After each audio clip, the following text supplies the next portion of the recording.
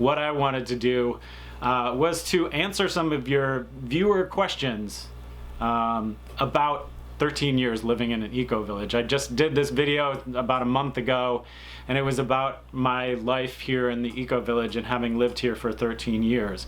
But last year I put out a message on my channel and asked for some feedback and questions from people about what they'd like to know about what it's like, questions they might have about living in an eco-village for 13 years. So today I'm going to answer those questions, and I'm just going to kind of go through them one by one, and we'll see what we come up with.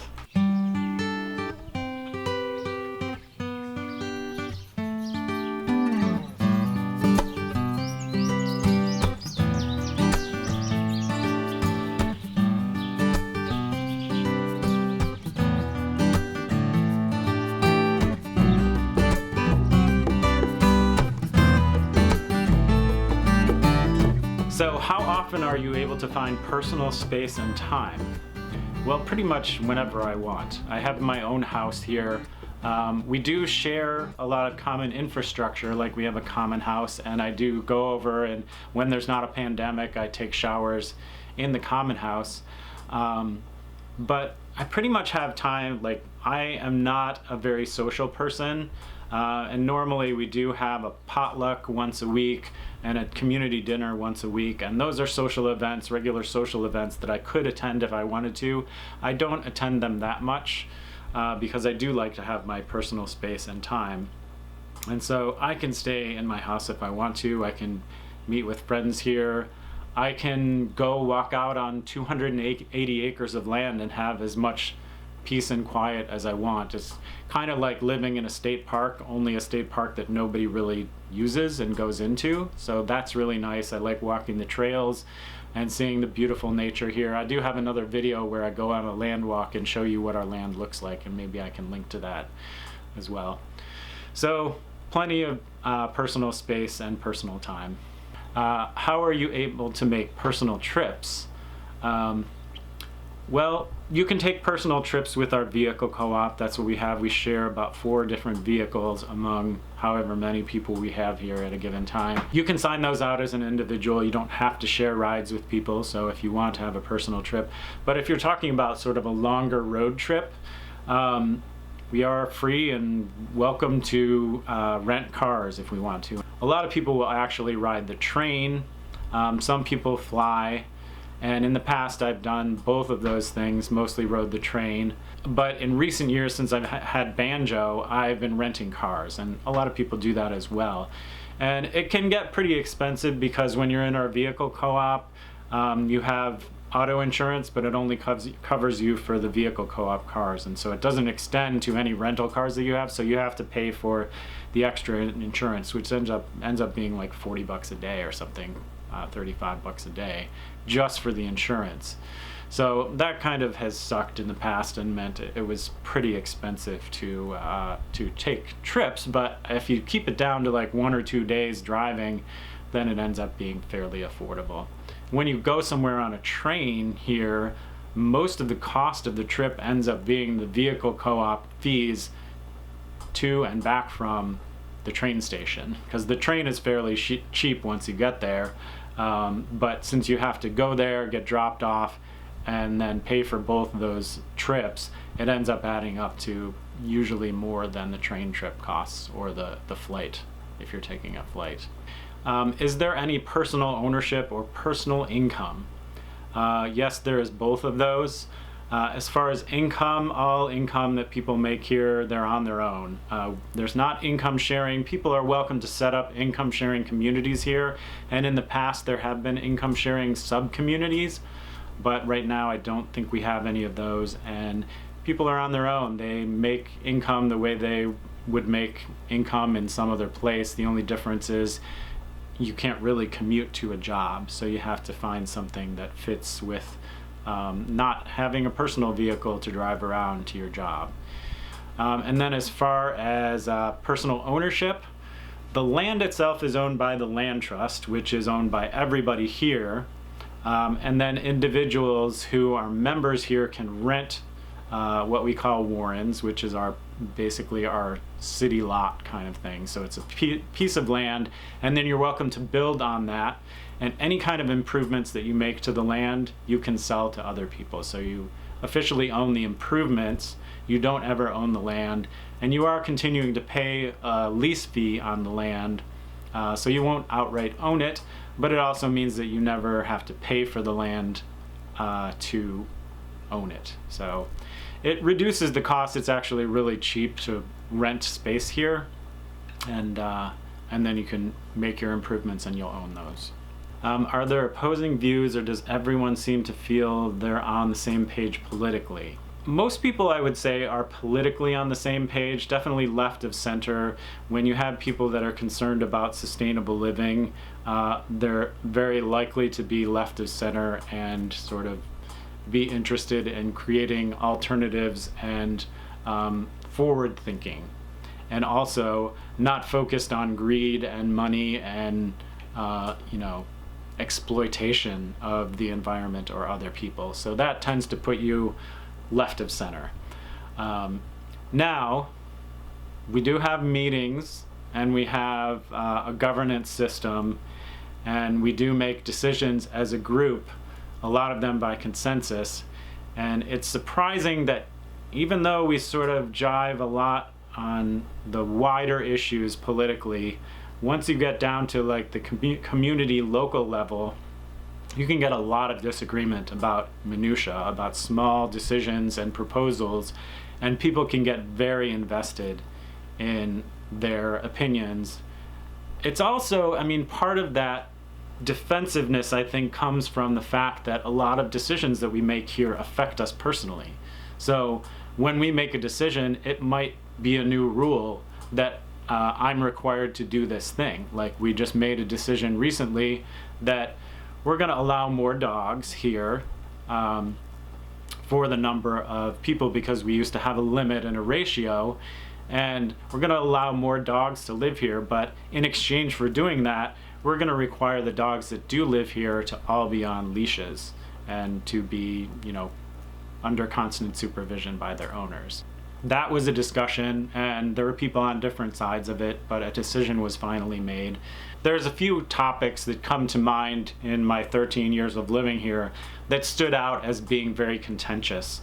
And one of them was our new community building, and this was something that we were working on several years ago now, and that was going to be like the shining example of sustainable building and green building, and something that would sort of put us on the map and get us out there. But it had such a huge budget, and there were people concerned about the process that we were going about for getting to that decision and how much money it was going to cost us. And anyways, that was a very contentious issue. And then more recent than that was a discussion about cats, which you might not think that cats are a big deal, but often pets are a huge conflict in this community. Some people feel like having cats just be allowed to roam around, they're doing a lot of damage to wildlife. We have a lot of bird life here and diversity of birds on our land, and there was a concern that these cats are going to be killing birds everywhere because they're supposed to be, pretty effective bird killers. And then there are other people that own cats that are wanting their cats to have the freedom to roam around, or that they have trouble even keeping them inside because their cats go crazy. We have very small houses here. And so there was this back and forth and this argument going on in this village level discussion, and there was a lot of contentiousness about deciding what to do with cats. How do you all find agreement for community law? Well, like I said, we do have decision-making processes. We currently have a 5-member village council that makes a lot of the decisions for the village. We used to make all of our decisions by the entire community by consensus, and that got to be a pretty arduous process when we ended up with like 60-70 people living here. And so at that time we developed this village council. The village council is selected by the rest of the members, and then they're the ones that make a lot of the decisions. So they meet on a regular basis, and we're all welcome to go to those meetings and give our input or talk to our village counselors about our opinions about a certain topic or proposal. But we do have, rules. We have quite a few rules and policies for how we do things here. I mean, some people think we spend way too much time in meetings and talking about things. I would definitely be along that perspective. I think people are now trying to find ways that we can minimize the amount of energy we spend in meetings and also get to being more effective, because I often feel like the more time we spend in meetings, the less time we're devoting to other things and the less energy we have to developing things like actually implementing systems for living sustainably, like more examples of demonstrations of sustainable living. Are there expenses annually? I guess this is just a question about the cost of living here. And we do have fees that are sort of like taxes, and they help to build our roads and other infrastructure to maintain those things. And sometimes you're charged based on your participation in those things. Like if you want to be a part of the digital Coyote co-op and get internet in the common house, then you can join that co-op. There's a few others that are sort of separate and individual, but we're also charged generally like a fee that goes towards building roads and other infrastructure, and that's like a monthly fee, and I believe that's around like $80 a month. Also, just the cost of living here in general is cheap. The lease fees that I pay to rent this piece of land that I use, and also the land that the vineyard is on, I think I end up paying like maybe $175 a quarter for those basic lease fees. Those are my lease fees for the different pieces of land that I rent. So that's a huge amount of space. That's like over an acre of land that I rent, and I'm paying $175 a quarter for it. Dancing Rabbit has no joining fee either, and a lot of places, I think of like Earth Haven, if you eventually become a member and you want to build, there's like, I think it's at least $10,000. I don't know if that's changed now. I could be wrong. Sorry if I'm getting the information wrong, but I know that there used to be a huge joining fee. There is none for Dancing Rabbit. You can come here, and if you live here for like 6 months, you can become a member and you can start building something here. And all you have to pay is the lease fees on the land to build something. So that's really cheap. This is a very cheap place to live, and often I feel like sometimes it attracts people who are here for the cheap living and not the sustainable living. Have you ever wanted to leave and live somewhere else? Yes, there have been a few times that I've wanted to leave Dancing Rabbit and move somewhere else. I think a few years back I was sort of going through this crisis where I was sick of being here in the wintertime, and that's why I've set it up so that I can go to Florida during the winter, because I just don't like not seeing green for so long. It gets depressing, and even though the winters are maybe like 5 months long here, 5 or 6 months long, where you don't have green, it still seems to go by, the green season seems to go by so fast.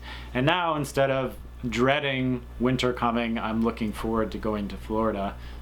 I don't know how possible that's going to be to do this year given the pandemic, but we'll see what happens. I'd like to figure out a way that I can go down there permanently. Maybe if I can get my channel to start making some serious money, I could actually afford to buy a place down there at some point. How do you create an income for yourself in order to buy the things your homestead can provide? That's really up to the individual, and different people here have different skills that they offer. It takes a lot of self-motivation, and that's something that I have trouble with myself, is like being self-motivated and making sure that you're keeping on the things that you need to do to make enough money to live here.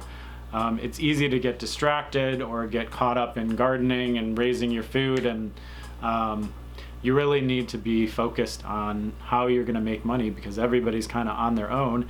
There's also so many challenges living out here in the middle of nowhere if you can't commute. You have to figure out a way that you can either make money through the internet, or find some creative way to make money from the community surrounding here, or make money in the village, and often making enough money in the village, except for working for the nonprofit, it can be difficult because we don't have much of an economy here. And when you only have 40, 50 people, it's not enough to support a business. It's not enough to support like a real annual income for anyone. So for me personally, I have all different kinds of revenue. Like I have a rental property.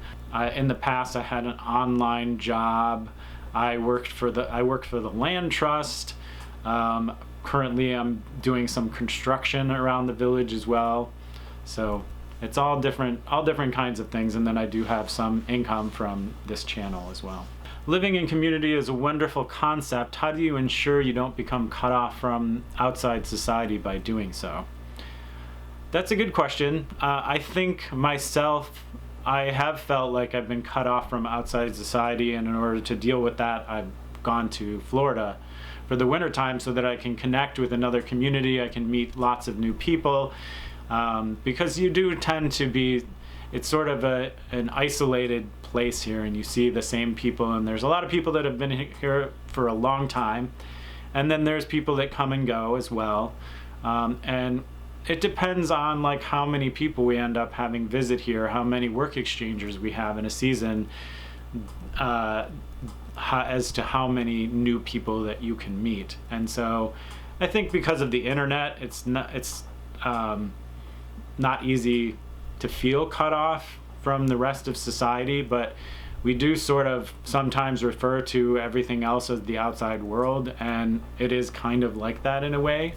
I do feel like some people have lived here for so long that they do not understand what the outside world is like these days.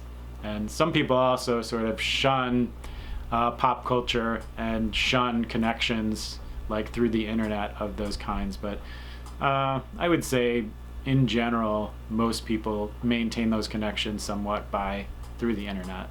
So when I posted that message on my channel, some of the questions people asked were already covered in a video that I made a few years back, and I'll give a link to that. That's basically about my life here in the Ecovillage. So that's pretty much it. I've gone through all the questions that people had presented to me. I think they're good questions. Thanks for a lot for posting those to that message that I sent out. And if you have any more, include them in the comment section, and I'll see if I can answer other questions that you might have. And be safe out there. Definitely take precautions. Wear a mask. Don't take this pandemic lightly. It is a serious thing, and you do not want to get it. And keep living sustainably. Come and check out Dancing Rabbit's website, and if you can eventually connect with us and want to move here, we will have a virtual visitor program going on, I think, later this season. And then it's uncertain as to what will happen in 2021. But we're hoping, if there's a vaccine, that we can get people visiting here again, and then we can get our visitor program going up again.